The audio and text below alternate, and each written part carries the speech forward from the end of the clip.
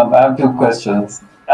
What about those days when you, as a coach, you are not having a good day, right?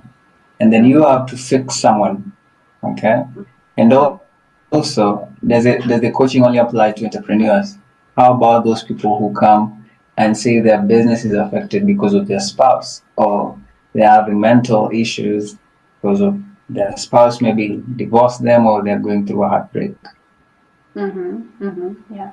Okay, so firstly, when it comes to me having a bad day and how I manage that, so bad days are inevitable for people. Of course, as I mentioned earlier, that well being fluctuates. So anytime that I'm not feeling at my best, I do self coaching. And if I have sessions that day where I'm not feeling at my best, I ensure that I give myself the time to feel better, that I give myself the time to do some of those practices, to put myself in a state where I can at least put that aside for the time being and come back to it later so that I can show up for my client fully.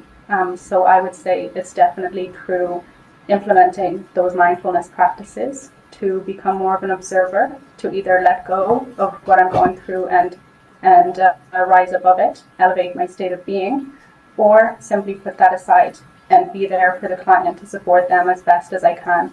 Because I truly do believe that with coaching and mentoring, you almost have a persona that you step into in that moment. You're there to support the client. So everything else falls to the side.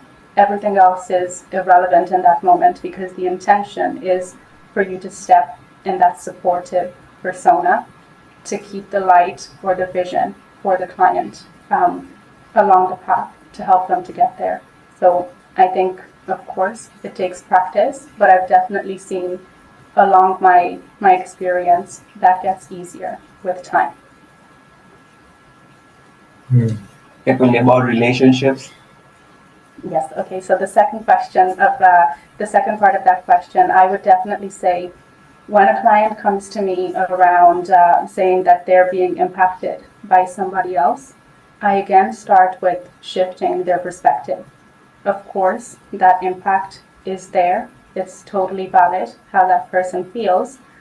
However, the impact that someone else has on you is ultimately about your response to their behavior. So we start to reframe things and look at what's within your control and influence that you can do here to take control of your life rather than allowing that person or that person's behavior to dictate how you feel in the moment. So we look at their responses, their perspectives, and how they can step back into their power to feel better and to be more focused in life.